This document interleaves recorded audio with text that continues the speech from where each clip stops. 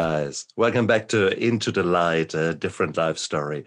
My show on YouTube and as a podcast with me, your host, Stefan Neff.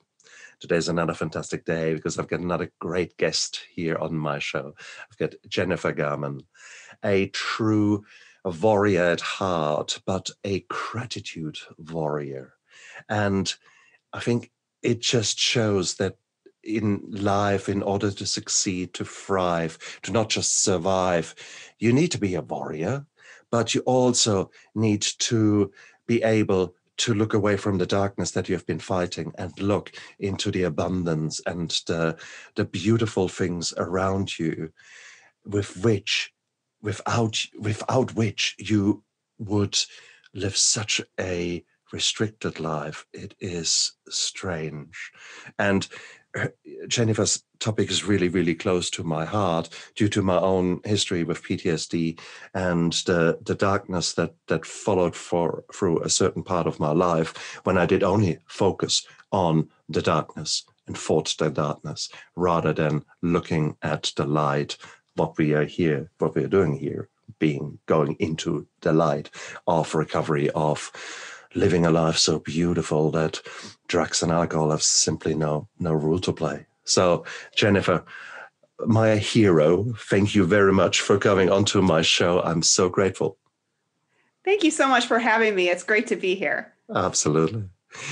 I mean, most young girls don't wake up one day and say, "Mommy, I'm going to be a gratitude warrior one day." Well, I've made up my mind. No, that doesn't really happen. What did you want to be when you were a small girl?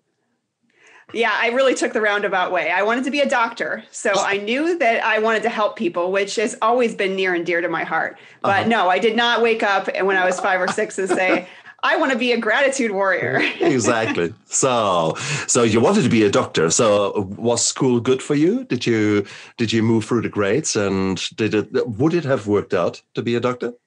I actually entered college hoping to still pursue that path into pre-med. And as things happened, organic chemistry and I were not friends.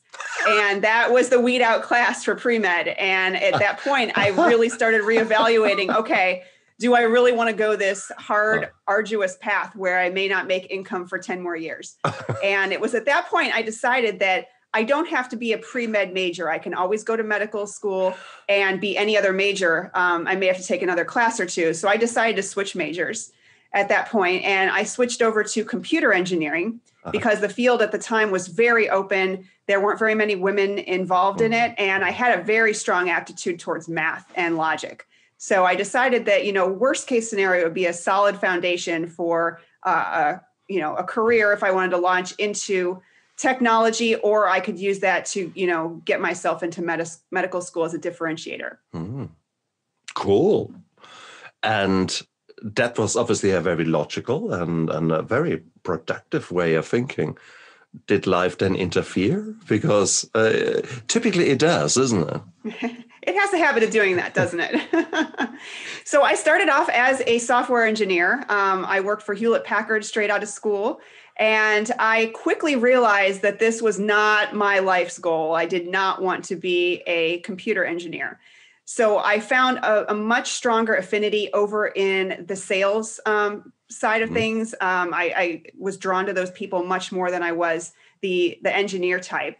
So I kind of got pulled over onto that side of technology, but it still didn't feel quite right. It still felt like, something was missing, something wasn't there for me.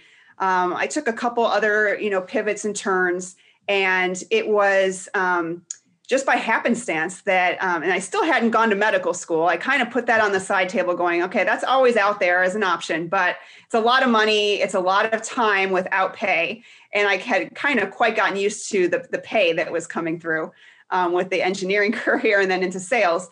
So I decided to make a pivot into medical sales. Specifically pharmaceutical that led into medical device. And I really enjoyed that realm because of the ability for me to help people and to reach people and to make a difference in lives.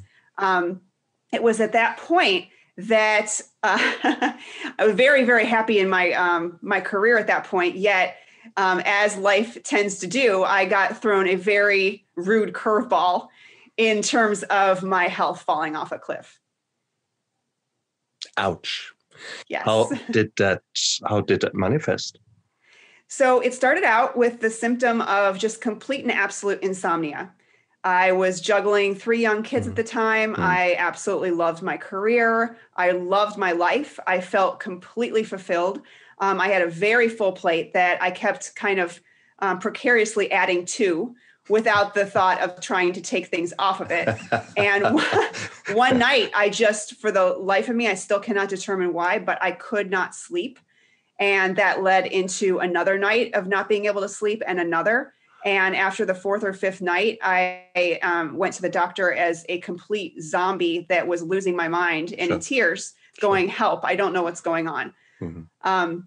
That led into about a 7-year journey of doctors and specialists and diagnoses and bandaid pills and all kinds of buckets that I was diagnosed in that never really seemed to fit or seemed logical to me. Even though I would try the protocols, I'd try the treatment, it never solidified with me or helped in any way. So it was a very lonely, disconnected time in my life. So it was insomnia.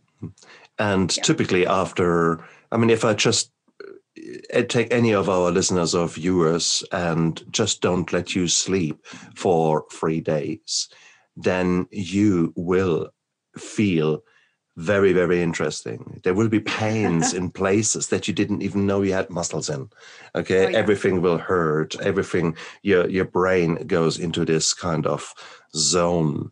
Now, if you're used to work in that zone as a emergency doctor, as a policeman or special forces or soldier out there, then it takes some getting used to, but you can function in that. If you're just getting thrown into it just right now because nature or the spaghetti monster thinks that is a good idea, that doesn't end well. So that's exactly the state where you are in at this moment in time. So, and it was more than insomnia. As you explained, your brain starts not working correctly. You get brain fog, and I got a myriad of additional symptoms besides insomnia. I was diagnosed with just about every autoimmune disorder, Lyme disease, mold, illness, just things that seem to have a little bit of correlation, but not enough to make sense that this is what I was going through. And that in its own right is hard because here you are a young mum. How old were your kids at that time? My youngest had just turned 1, and then I had 2 twin 3-year-olds as well. Bloody hell. Okay, so the ankle biters were demanding attention. But mummy suddenly was in a very, very confused space, strange space, and then even probably a dark space, because there you are within a few short days, your life has changed.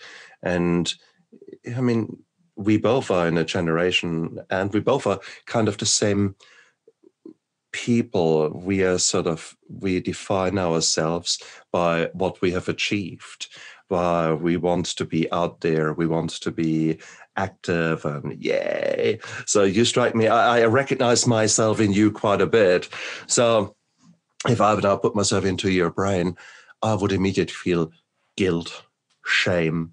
Why can't I be a good mother who kicks the ball around and makes perfect 3-course dinners for the children, when in reality you barely can probably make a quesadilla or can barely make spaghetti on toast if you're lucky.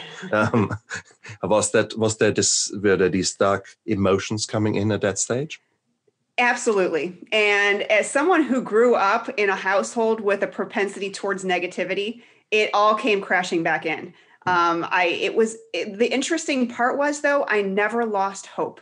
And that was the one beacon of light, is that I always had a glimmer of hope. Even at the very darkest hour, I still felt like there was hope and there was more to fight for. And there was more that I hadn't figured out yet. And I just needed to find out what. And that was very interesting to me. And honestly, if that glimmer had extinguished, I don't know that I would be here right now, to be completely honest with you, because there were very many days where that's about all the positive I could explain that there was. What kept you going? Where did this glimmer come from? Honestly, most likely my family and my kids. I knew that, I had brought them into this world and I needed to be there, and they needed their mom. And, our family was very strong. It was everything I'd ever wanted it to be. And I needed to get my life back and get back into my health for them. The problem, of course, is that you had no bones sticking out of your arm there where everyone said, oh, you poor girl. No, there was Jennifer, who suddenly turned into this grumpy bitch who can't string two sentences together. And it's just weird. How did the grown-ups, so-called grown-ups around you, respond to you? Yeah, that's a very interesting question, because it's not at all what I would have expected. And as I explained to people what was going on, I got a lot of looks like, I don't believe you, and yeah, whatever. Stop feeling sorry for yourself and just get over it. Yeah, life with little kids is hard. And I learned very quickly that I had a very small, and I mean small, circle of people that I could trust and confide in about how I really felt and what was really going on. And to the rest of the world, just real quickly, I learned, hey, just suck it up and project this I'm fine attitude, and you will not get criticized or judged. And that hurts, that feeling it was tough. Isn't it? So not only are you truly suffering, but you are suffering from the fact that no one believes you. And I think that's so important to spell out, because that is the same for postnatal depression. That is the same for many other chronic diseases that people just simply can't see. And we have lost the ability to show compassion. It is, and that is something really, really, really sad. But that is a completely different topic. But I just want to spell it out there, guys. If someone says something, believe them. If someone opens up to you, they normally have the mask up. And if they actually think that you are worthy to be let into that inner circle of trust, then this is an honor for you. Don't fuck it up by then saying, no, you're going to be fine. Take a concrete pill. Come on. I had 18 children and I balanced the full career with that. Ha ha. Bullshit. But that's often what comes across, isn't it? So I just want to come across and give you a hug now, for crying out loud, because it is, I've been in that situation. You are in darkness, and then people just give you bullshit, and it's just, no. So there was a small group of people that actually did believe you and that helped you. Was your husband hopefully part of that group? Absolutely. He was the person. And I owe a lot of where I'm at today because of him. So thank goodness that he always believed everything that I said. And my reality was, in essence, my life. Because what's in your head is truly what you're living. So, and just a way to learn compassion beyond what you ever thought possible is to go through something like this, because now I feel compassion for just about everybody in every situation. And I feel it so deeply. Same here. Exactly. Same here, because you have seen the darkness, and it is, we come to that later in the show. Cool. So you're still in the darkness. I mean, you're what now? A few weeks, a few months into it. You have found out who your true friends are, and you can count them on one hand. You're starting your journey from pillar to post to find solutions. You were saying the bandaid pills Tell us a bit about that, because that's part of your journey. There's with every doctor visit, you build up hope and you think, oh, great, he has found it. And he come up with some name that you hadn't even understood and heard. And finally, there was this obscure illness that he's talking about. And you think, yeah, great, we've got it. Yeah. Tell us about that journey. That was not the most fun thing, but I tried everything that was suggested. And I didn't put two and two together that, hey, there is no, magical pill that's going to work. This is going to be kind of an aggregate of a lot of different things that are going to come together in the right way. I tried the nutritional route. I tried the supplement route. I tried the pharmaceutical route.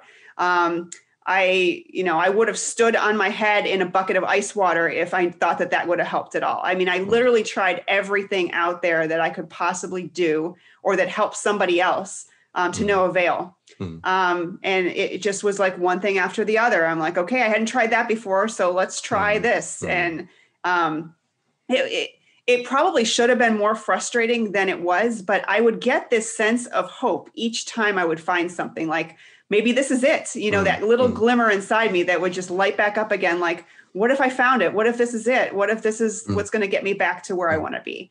But each time, unfortunately, it was not.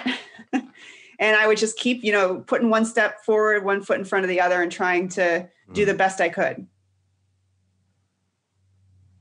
And that's hard because ultimately what you're doing is absolutely the right thing. Let's be quite clear. There are so many diseases out there who are chameleons. They present in all kind of weird and wonderful ways. Take a whole body complex regional pain syndrome, fibromyalgia, take a Lyme disease, take autoimmune diseases. They all can mess around with you. Lupus is the classic chameleon in the autoimmune area. So, but there's so many rare diseases and complex diseases out there. So I think it's really, really, really, really important, guys, that if you recognize yourself in the words of Jennifer, then please seek help. Go to the GP. And if he says, nah, you're just fine, you're making it up, then hang on, no. Wrong guy to talk to or wrong girl to talk to. No, seek help.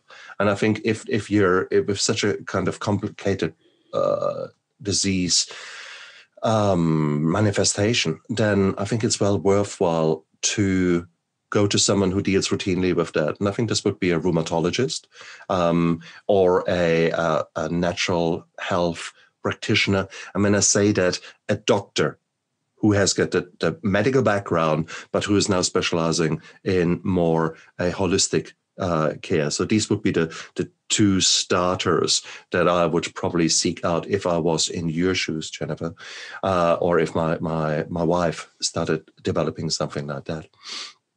And I'm a little bit sad to hear your oh, there is that, let's try that, didn't work. Oh, let's try that, didn't work. I much rather would like to see someone who takes you apart and really assesses you and says, okay, there are these issues. We need to look after your sleep. Let's deal with the sleep, and I teach you how to. Let's parallel to that, deal with your nutrition. Let's do that. And probably a gluten load doesn't really help you. So as part of me looking after your sleep, after your mood, let's also look after, let's take the gluten out. These are the supplements you need. So you have a systematic approach. Rather, let's try that pill. It didn't work. Let's try that pill. Didn't work. So it would be nice to see a more holistic approach, but that's me as a doctor. After all my experiences, this is where I am today. Doctors are not necessarily cut out of that mold, is it? Yeah, unfortunately, doctors are taught to compartmentalize the body and the system, and not that everything works synergistically together to create wellness. And I think that is that dissection of, systems and body parts and processes, enzymes, whatever, is kind of a detriment to our medical system, not a help. Because, even though they will work with each other, passing along, well, this is what I tried, it wasn't that. We're missing that root of wholeness, to find like, that this didn't start in the liver, or this didn't start in the heart, this is just kind of systemically happening. And we need to piece all these things together. Exactly right. And so initially you went to specialists. Did you then come across someone who guided you like that? Or was that ultimately a realization of yourself? That's a great question. I did find people that were more helpful than others. They tended to be like, I found an acupuncturist that was great. But it would never really, I would never really click into where I should be. And that was kind of a, hey, what's going on? This should be clicking back to health by now, but it wasn't. So I knew that there was just something that was still missing, some part that I still wasn't getting a grasp on. So this went on for about 7 years. I chased the cure. I chased the diagnosis for about 7 years of my life, until one day I just had it. And I had it from I'd given up hope, and I lost all will to fight this thing, but almost a perspective shift, like, hey, this isn't terminal. I have some days that aren't too bad. What can I do to not be chasing this proverbial rabbit down the hole anymore, and just take a step back? And that's what I did. I took a step back.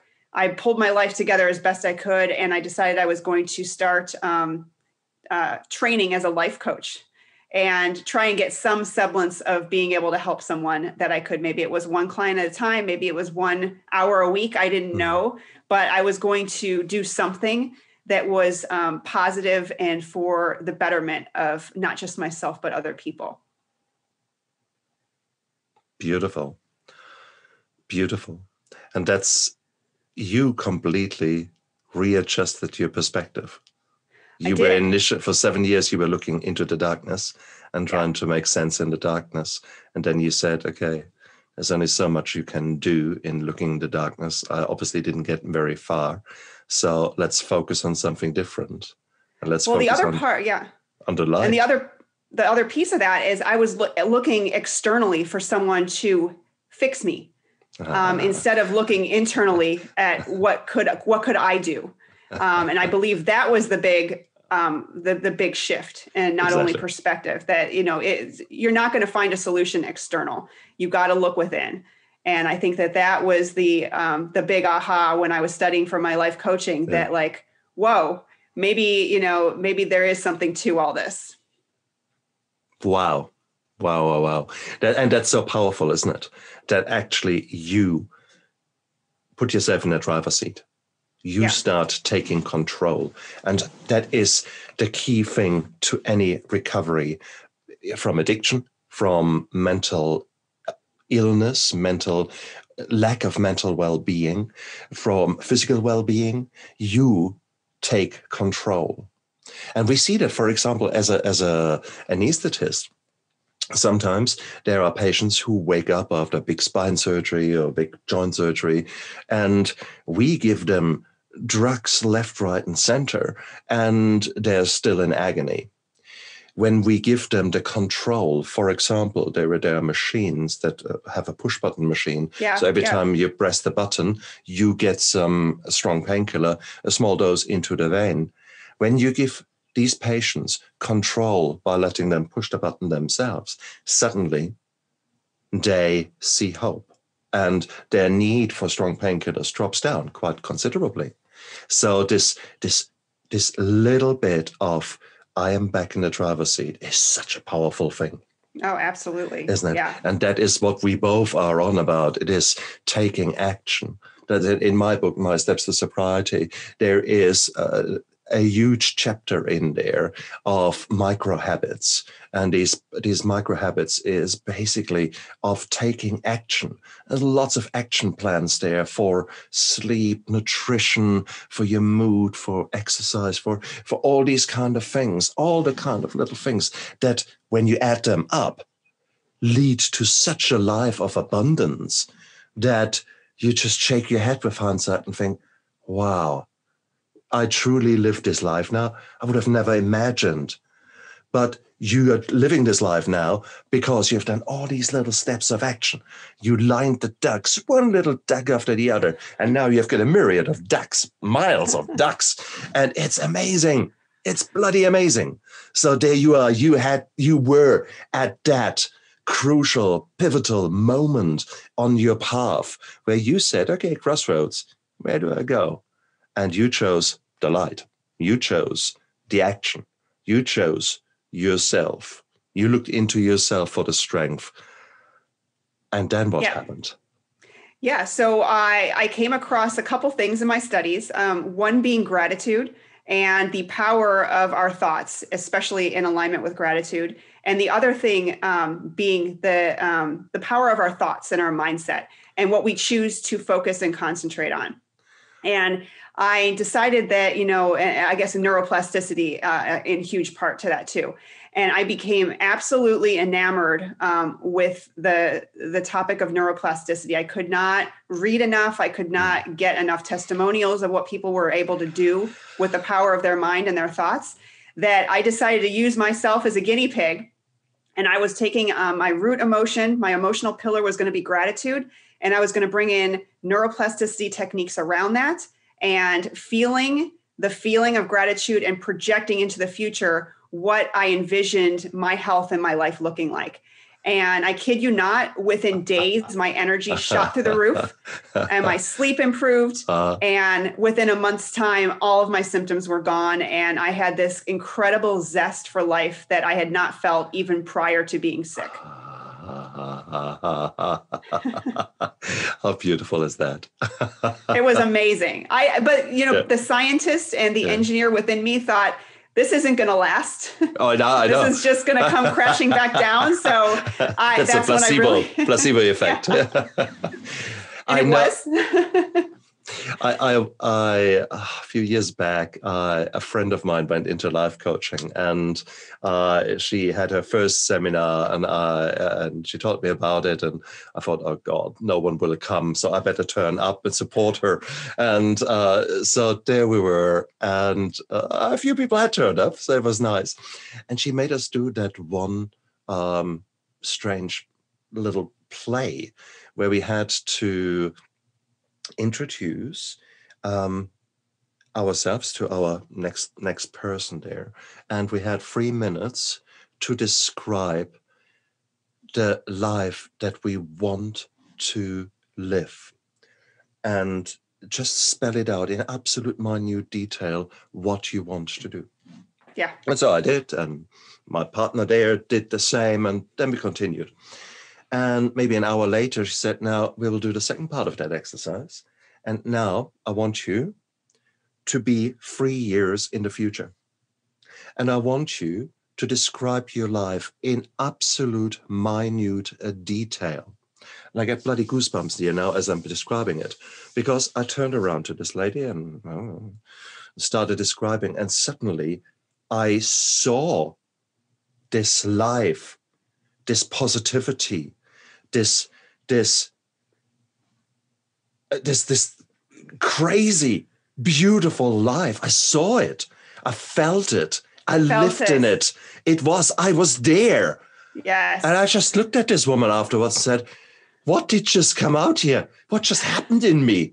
And there was this powerful insight, as if I had seen the light, as if this proverbial, I don't know what you see, cliche in some films. That was exactly it. And it was my mind showing me the possibilities and actually living it, already being there. And that is so powerful. So guys, we're not talking mumbo jumbo here. This is very true, cool shit that your brain is able to do. But you have never been taught about it. And if you're a skeptic like me, then you would think, oh, come on, what a rubbish. They're bullshitting. Well, actually, no bullshit. Really true. Jennifer did it. Jennifer switched off a not so nice period in her life. And by refocusing and truly, truly working on herself, suddenly her life changed. Wow. And that was of course, you could argue all kind of devil's advocates here. You could say, well, anyhow, your disease, whatever it was burning out, because that's sometimes what diseases do. That's fair call. Yes, a complex switch pain syndrome can burn out after some years, if you're lucky. Fibromyalgia can go away. Maybe finally all those things that you had put in place, all those pills, were finally catching up. You could argue until the cows come home. I rather would like to argue, as Jennifer does, that there are powers within us that we can harness, that there is a strength within us that you have not even got a glimpse of. And this strength only comes out at the right times in your life. And when it comes out, oh boy, there's nothing fucking stopping you. And that's, I think, is what happened to you, Jennifer. When did that occur? Yeah. When did that start to happen? Almost immediately. It was unbelievably mind-blowing. And but how long ago was that? What are we talking? About 4 years. It's been about 4 years now since I healed. Yeah. That's good. And placebo effect, if you're lucky, 3 months. If you're lucky, 6 months, that's really pushing it. So no. This is not placebo. This is not wishful thinking. This is not anything like that. So Jennifer has made the switch. She is transformed. Yes, and absolutely. And the placebo effect, there's a great book called The Placebo Effect by Joe Dispenza, who actually talks this through. And the placebo effect is, in essence, what I did. The true belief with concise, absolute, in detail intent, coupled with a strong emotion like gratitude, love, joy, and projected into the future is exactly how it's done. And that is what he describes in this book. It's in the stories that he brings in, including his own story of breaking his back in multiple places, was told he'd never get out of a wheelchair. It was a miracle that he lived, to the point now where he's walking around like nothing ever happened. And it's unbelievable the power that we can harness inside ourselves on a cellular, on the micro level. If you think of quantum physics and that we are 99.9% energy, that this starts to make sense, that, our thoughts are energy. And if we want to feed negative energy into our bodies, just think of all the garbage we're collecting versus the positive, the light, and the abundant energy, and what we're feeding into our bodies with that. It makes complete sense to me now. But back then I was just like, what is going on? Is this going to last? Exactly right. And you're so true. It is, for those of you out there who are already rolling your eyes and you're thinking, yeah, bullshit, just remember the feats of survival that people show or do when their true life is at stake. There is, you think, oh, my legs hurt, I can't walk anymore. Well, any soldier who has done selection for special forces will tell you, nah, sorry, you think you're done? You think you're completely done? Oh, you're only 40%. Okay, there is another 60% somewhere hidden.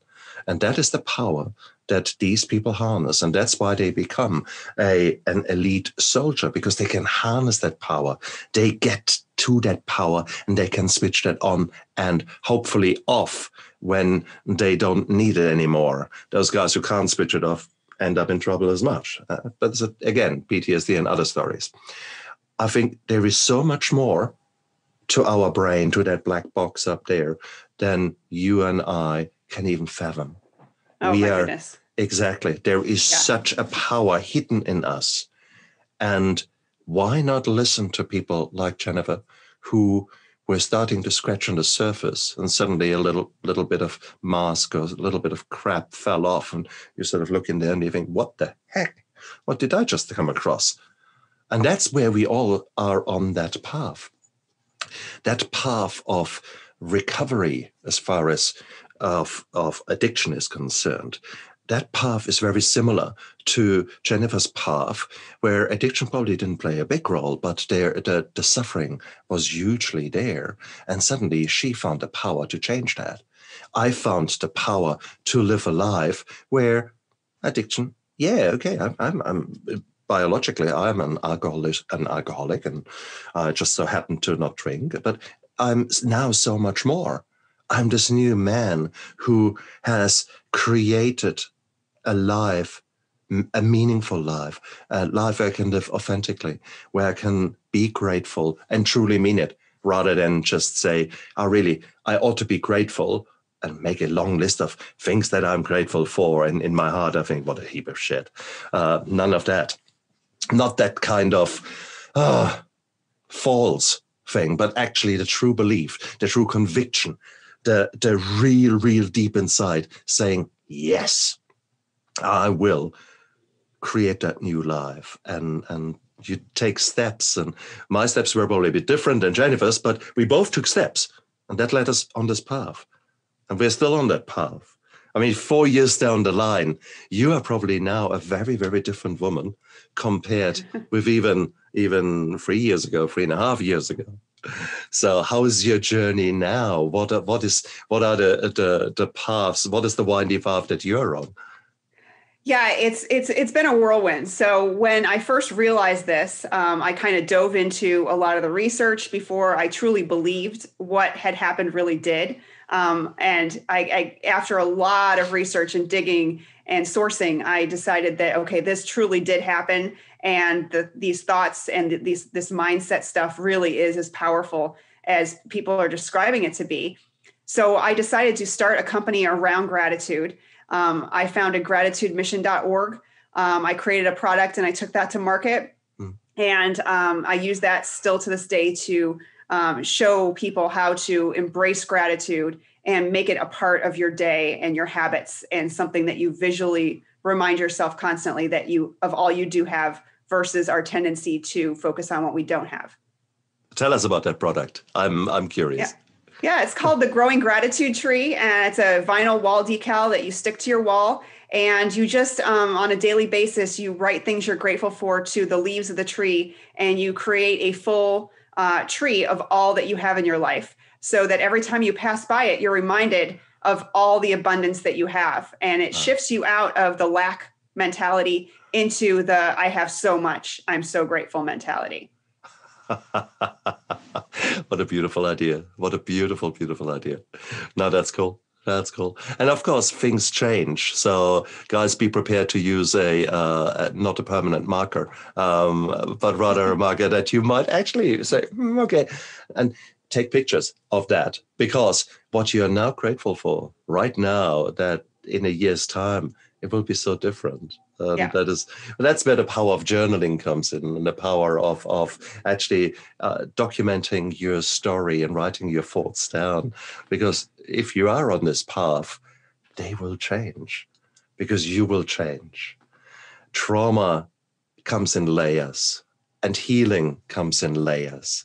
So therefore, whilst you're stripping one layer and draining the pus and letting the wound heal, then, at that time, you're grateful for something. And then a year down the line, you've discovered a new trauma, or life has thrown you a new trauma, and you become this new version of yourself, hopefully a better version, because you don't want to go back to the dark side. On the contrary, you have seen the dark side, and you have tried to deal with it. In my case, I tried to use alcohol and to numb the pain, and I figured after a long time it didn't work. Out of interest, were you tempted when you're in such a foggy, I can't sleep? I mean, a joint would have gone down like a treat, or a bottle of red wine. Oh, thank you very much. That would have probably done the trick, wouldn't it? Yes. I dabbled in that a little bit, but it didn't numb to the point where I was happy. So I tended to just, shun people and shun life and sleep a lot. And that was kind of my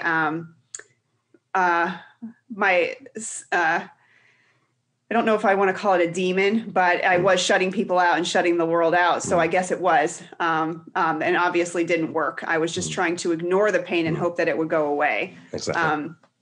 Yeah. And that's the typical thing that we do, isn't it? It is. And we don't want to show our true self. That, coming back to what you said earlier in the show, you really do this pretend. oh no, everything is fine. That's just, life is good. Life is good. Yeah. Bullshit. And deep inside. So therefore, whatever happens deep inside, you don't let it out. And then it becomes its own problem. The darkness, because the way you deal with it, the unhealthy way, how you deal with such a challenge, that is there. Your body wants to stop the pain, and it takes anything. And even if it is only a temporary relief, it will take it. And that's the tricky thing. Yeah, God. I almost, I describe it almost as like a dark cancer within you, even though if it's not cancerous, it's still in there and it's affecting you on a daily basis. And you can't hold it in. You have to let go. Absolutely. Because any emotion that's not let go of can cause all kinds of problems. Hell yeah. Hell yeah. That's why we are having this show. That's exactly it. And virtually every guest who I've had on this show will say,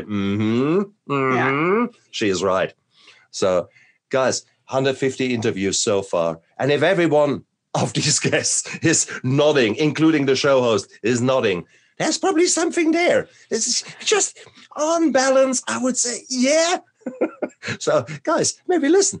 Maybe see if you can learn something from numbnuts like Jennifer and me, who were in the dark places, who are now in very, very different place and are enjoying life. So maybe there's some things that you guys can learn from us. And how could you do that better than actually listening a bit more closer to what Jennifer is doing? So, and in order to do so, Jennifer has got a few social media handles. Where can people find you? Yeah, so you can find me on LinkedIn. I'm under Jennifer Garman on LinkedIn. You can also find me on Facebook. I go by my author page on Facebook, which is my book is entitled Flourish, 7 Ways Gratitude Can Transform Your Life. And I have an author page on Facebook as well as Instagram, where my handle is grateful to the number 2, great. Beautiful. Have a look down there into the description of the video and of the podcast. You will see the social media handles there. Otherwise, go to my Steps to Sobriety, my website, where you can find more information on Jennifer and her handles there as well. And it is so beautiful to listen to you, Jennifer. You are a force of nature. You have transformed into this ball of energy, and it is amazing. So I wonder what else will come out through you, what else the universe is channeling through you. You're not just stopping there right now. Okay, that's Jennifer. I've done that now, so now it's get boring again. No, that's what happens to us. Once you're on that path, you can't stop. It's like an addiction in its own right. I'm addicted to life nowadays. Yes, I'm utterly in a good way. Exactly. And this is sometimes I don't want to sleep because the life is so beautiful. I want to be so out there and change the world, transform it, leave my mark, write another book, have another interview. But you've just done the 12, 16 hours. You need to sleep. Oh, but let me do more. And that is the jest for life. That's what I want you guys to experience, because it's beautiful. It's absolutely beautiful. I describe it as passion on crack. If anybody can allude to that, it's just passion to the exponential. I love it. I love it. And that's exactly. So guys, we have been able to transform ourselves from the darkness into the light. Whatever you are going through, wherever you are listening to that podcast and watching that video, there is hope out there. You're not alone to start off with that. Whatever you're going through, other people are going through the same. Even if they go through different trauma, the flow-on effects and the maybe not so great ways of coping with the challenges, they are still the same, okay? So you are not alone. And there is hope out there. That is so beautiful. Jennifer, you always had that glimmer of hope. I had lost that hope. But luckily, people around me helped me to get to a place of healing. And then once I started to see there the glimmer of hope, then there was no stopping. Then there was there is no stopping until I die. I will always choose to become a better man. And I love that journey. And I so want to invite you guys out there to come along. Wherever you are on your path, there is very much, you're right now, you're on the crossroads right now, because you're here, you're listening to us. You choose where you go. You write the next chapter of your story. Jennifer, I'm so grateful that you joined me today on my show. You're such a beautiful soul. You're such a beautiful ball of energy. Please do not change. Well, actually, do change. Become an even bigger energy source and draw people into it and shine the light so that others see a little bit of a glimmer of light in their darkness. For that, thank you. For that, I truly commend you, and I'm grateful that people like you are out there. And thank you for coming onto my show. Well, thank you. I have immense gratitude for being here. Thank you for having me. And you guys out there, stay strong and look after yourself. Bye.